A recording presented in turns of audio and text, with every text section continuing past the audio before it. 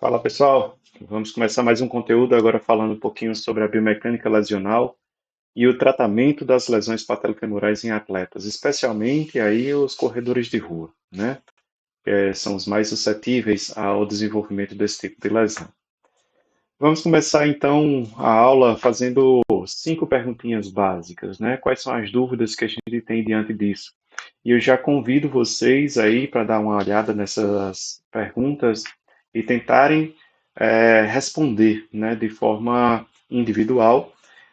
Se vocês souberem responder essas perguntas ao final desse conteúdo, então quer dizer que vocês realmente absorveram o conteúdo de forma correta. A primeira pergunta delas é qual é a diferença e a semelhança entre marcha e corrida, né? Por que que uma é mais, tem mais riscos do que a outra, né? Quais são as principais lesões sofridas pelos atletas? Por que os fatores biomecânicos influenciam nesse processo de obtenção da lesão? E como prevenir e evitar o risco, assim como quais são os tratamentos mais efetivos nesse caso, tá bom? Pensa um pouquinho, vamos adiante e ao final nós vamos ter essa capacidade de resposta, tá bom? Essa aula vai ser dividida em 3 etapas. Essa primeira etapa de introdução, a segunda etapa falando um pouquinho sobre os fatores causadores e a terceira etapa tentando mostrar um pouquinho sobre tratamento, como resolver o problema, tá bom? Começando então um pouco de diferença entre marcha e corrida, a gente vai ter que analisar de forma mais detalhada as etapas, né, de cada marcha, desculpa, as fases da marcha e as fases da corrida. Deixei esse slide aqui para que vocês observem com mais detalhes essa diferença entre, primeiro, o contato do pé com o solo, né? A primeira etapa na parte da corrida, desculpa, na fase da marcha, é o contato do calcanhar com o solo. Quando a gente compara com a corrida, a pisada está completamente diferente, porque ela tem relação ali com a pisada em médio pé.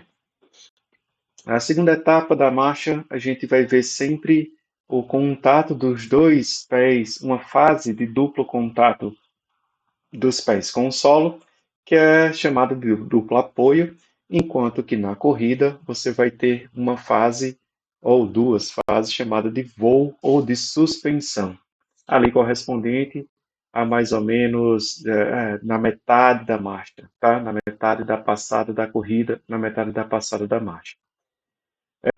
Logo mais à frente, a gente vai ter o retorno da perna para a frente, na corrida do mesmo jeito. A grande sacada, a grande diferença é porque durante a marcha a flexão de joelho ela é mínima, tendo em vista que não há necessidade de armazenamento de energia elástica durante esse processo, enquanto que a corrida a gente vai ver a observar a flexão máxima do joelho para que a gente utilize a pliometria como estratégia de absorção de energia e assim reduza o consumo de energia durante a corrida.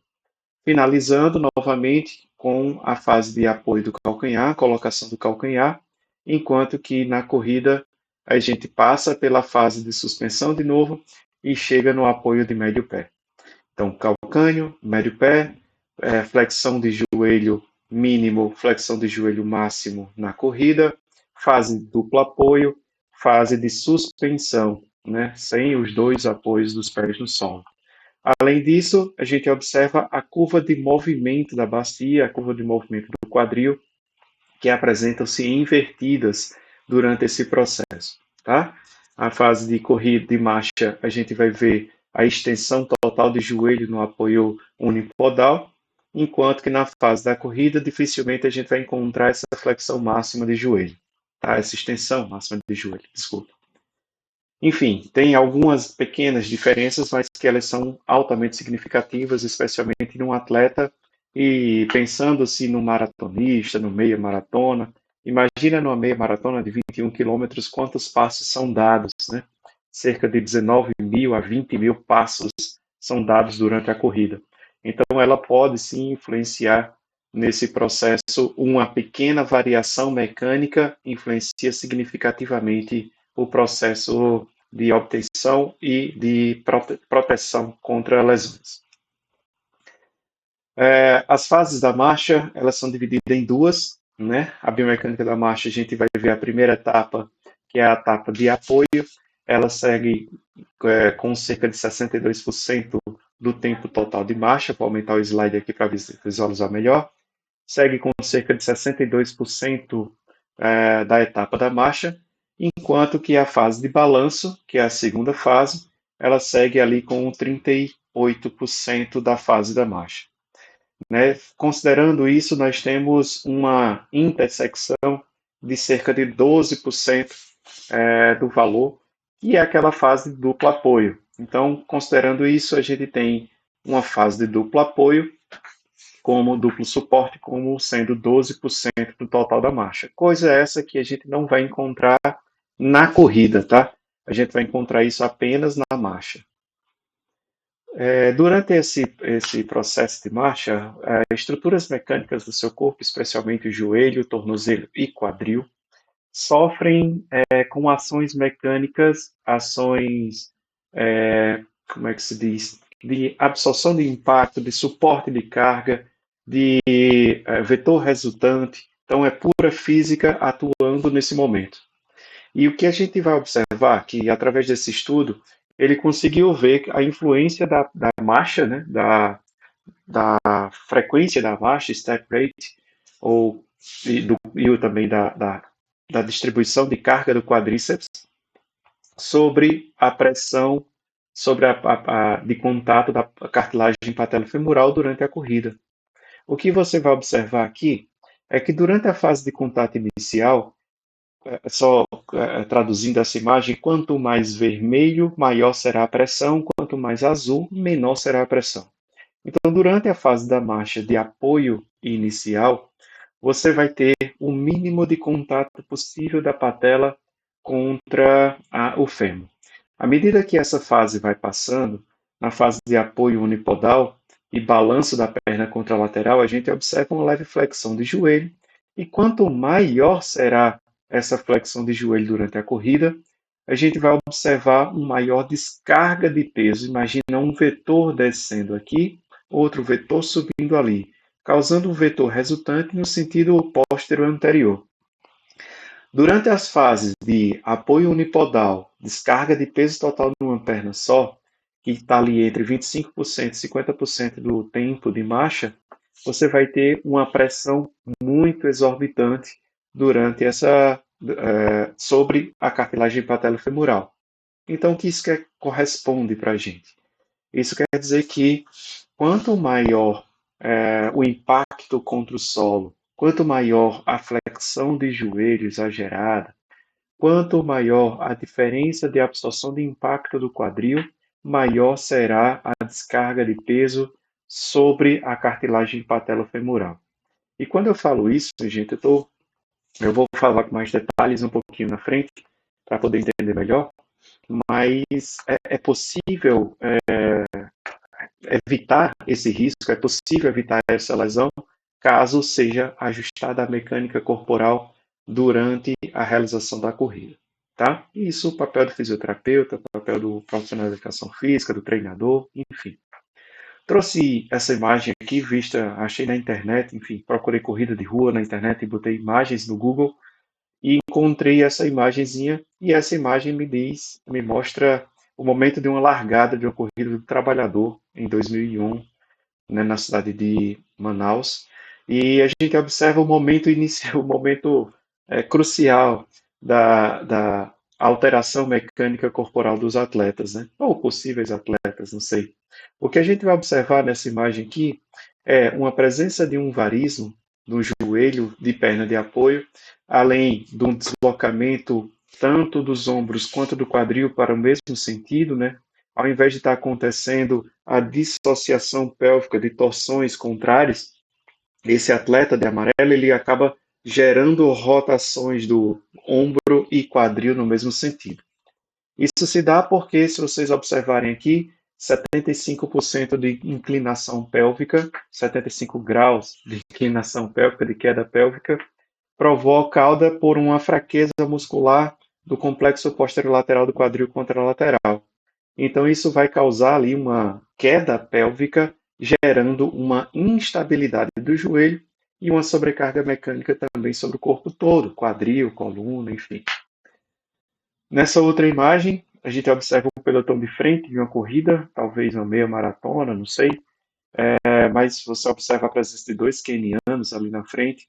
E o que a gente vai observar é o joelho apresentando ali um leve valgismo de 8 graus, mais ou menos, que está dentro dos padrões de normalidade, uma queda pélvica de 73 graus, mas também adaptada por conta dessa queda dos ombros, né, da cintura escapular, fazendo uma neutralização da cadeia cruzada. E isso aqui mostrando-se uma corrida de forma correta. Veja esse outro carinha aqui do outro lado, você vai ver um varismo do joelho, gerando uma elevação pélvica. Essa elevação pélvica normalmente por hipersolicitação do quadrado lombar, decorrência dessa má postura de coluna sempre de forma muito ereta, muito reta.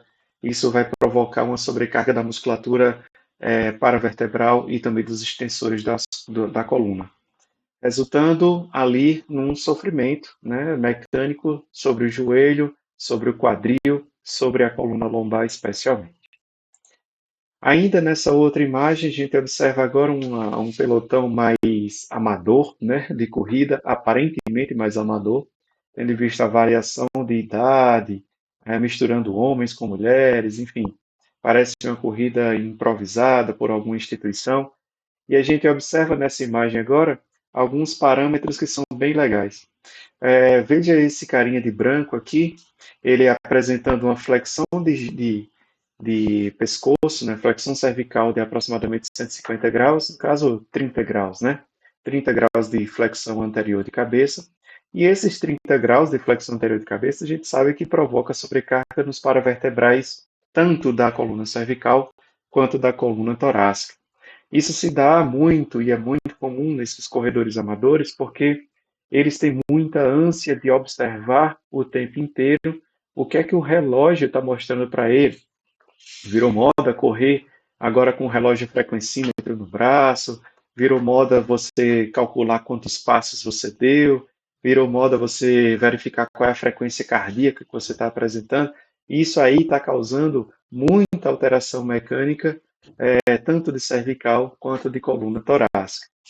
Nesse outro de trás, você percebe um valgismo ali de 198 graus, no caso aqui, um ângulo Q de 18 graus, o que passa, né, do padrão de normalidade de um homem, né, adulto, que deve ser em torno ali de 13 graus no máximo. Essa imagem a gente não pode também corresponder que ela está 100% correta, porque a angulação que foi tirada da foto não foi das melhores, né? A gente coloca aqui só por cima, só para a gente poder fazer uma análise rápida. Agora, o que chama mais atenção é essa menina lá atrás. Eu não sei se vocês conseguiram observar o valgismo dinâmico que ela está apresentando lá no joelho, associado à queda pélvica bem intensa, né? Fazendo ali não sei quantos graus, mas dá uma olhada no quanto que o joelho dela entra, né? Esse valgismo dinâmico a gente vai falar sobre ele já já. Daqui a pouquinho a gente fala detalhes. Enfim, tem vários detalhes e está no detalhe a grande sacada da análise da corrida. Essa imagem aqui agora eu peguei de uma campanha publicitária, né? Essa campanha publicitária tirou a foto de um homem e de uma mulher correndo e a gente observa grandes diferenças entre eles. A primeira diferença que a gente vai encontrar aqui seria o contato do pé com o solo. Veja que ele está caindo com o pé mais plano, caindo ali, descarregando o peso sobre o médio pé, enquanto que ela descarregando o peso de alta intensidade sobre o calcânio. Esse calcânio sendo impactado contra o solo vai gerar uma força de ação e reação. A ação do pé dela contra o solo é uma reação do solo contra o pé dela em igual intensidade no sentido oposto. Isso é física, né? Lei de Newton. Isso aqui vai descarregar sobre a tíbia dela um grande impacto, causando uma sobrecarga no joelho dela, que vai ser o seu amortecedor principal. Veja que, olhando entre o joelho dela e o dele, deixa eu aumentar mais a imagem, vocês vão ver que o dele apresenta uma leve flexão, funcionando ali como um amortecedor significativo, enquanto que o dela está apresentando uma extensão quase que completa. Essa extensão quase que completa vai gerar impacto ou esmagamento, né, da tíbia contra o fêmur, e quem está no meio, obviamente, o menisco é quem vai sofrer. Ainda mais, se a gente analisar com mais detalhes o tronco dela, você percebe que ela está caminhando, correndo, na verdade correndo, né? Está correndo ali com o tronco 100% ereto, esticado, postura elegante, mas que na verdade isso é muito bom para uma passarela, né? Mas para uma corrida isso não é bom. Né? Você percebe que ela apresenta uma hiperlordose lombar, mostrando ali uma sobrecarga da musculatura paravertebral lombar e torácico, na tentativa de manter uma boa postura, entre aspas, bem grande. Tá? Isso vai gerar uma sobrecarga de glúteo máximo, e essa sobrecarga de glúteo máximo vai enfraquecer ele, vai deixar ele mais desgastado, com falta de energia. Obviamente, o glúteo máximo, junto com o glúteo médio, abdutores e rotadores do quadril, são os estabilizadores do joelho. E quando esse grupo muscular do quadril está apresentando fraqueza, ou por hipotrofia, ou por desgaste físico, por consumo de energia exagerado, vocês vão observar que o joelho vai apresentar um valgismo dinâmico com maior intensidade. Então é preciso corrigir isso. Além disso, se você observar a altura da perna dela, tentando aproveitar ali o armazenamento de energia de forma pliométrica no quadríceps, quanto mais elevado está o pé, quanto mais próximo do calcânio na bunda, né? O calcânio no bumbum estiver mais próximo, mais você vai observar que armazena energia no quadríceps. E, consequentemente, é uma energia passiva, é uma energia que não demanda de queima calórica e, pelo contrário, vai auxiliar em cerca de 5 a 7% no fornecimento de energia para a contração concêntrica do quadríceps, tá? Então, olhando para ele agora, a gente observa queda de médio pé, como a gente já falou. Isso vai, o arco plantar, né, cada vez que ele pisa no chão, vai amortecer ainda mais o impacto, descarregando menos intensidade, distribuindo menos intensidade de reação sobre a tíbia. O joelho dele, então, com a leve semiflexão, vai servir de mola, e direcionando ali a energia de volta já reduzida para o quadril, o quadril vai servir também de amortecimento de impacto. Veja que o tronco dele está levemente inclinado para frente, e essa inclinação faz com que o quadril não sobrecarregue e não tenha desgaste energético. Ainda utilizando outra lei de Newton para explicar isso, a gente lembra da lei da inércia, né? Se ele está levemente inclinado para frente, então o corpo dele está o tempo inteiro caindo para frente, utilizando a gravidade para colocar ele mais para frente, resultando aí numa diminuição também do consumo energético, tá bom?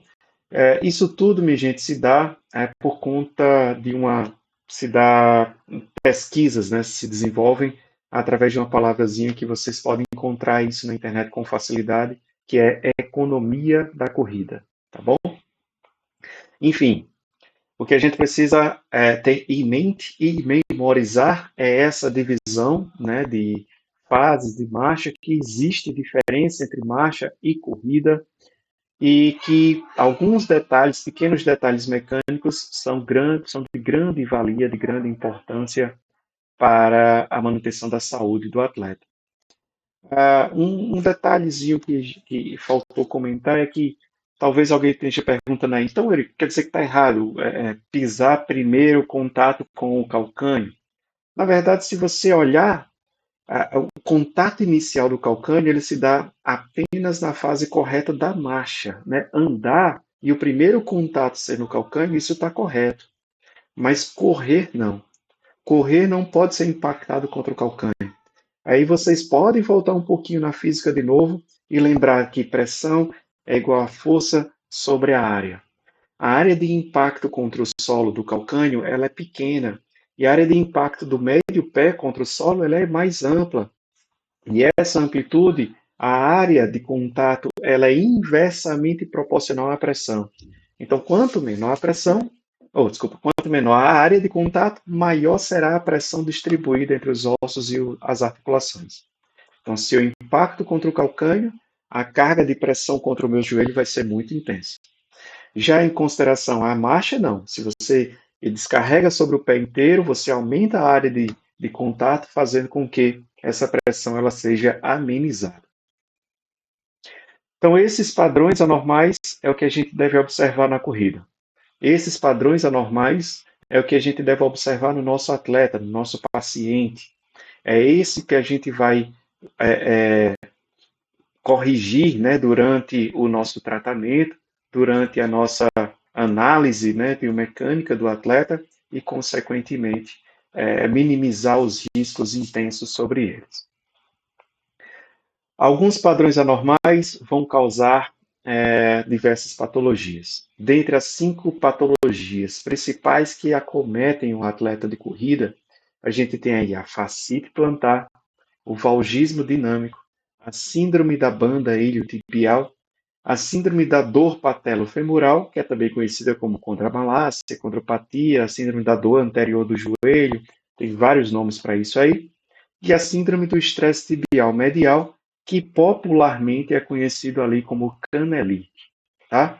Vou falar em detalhes sobre cada um deles, mas na segunda etapa da aula que a gente vai destrinchar um pouquinho mais. Por enquanto, vamos ficando por aqui e assistimos então o próximo vídeo da aula. Valeu!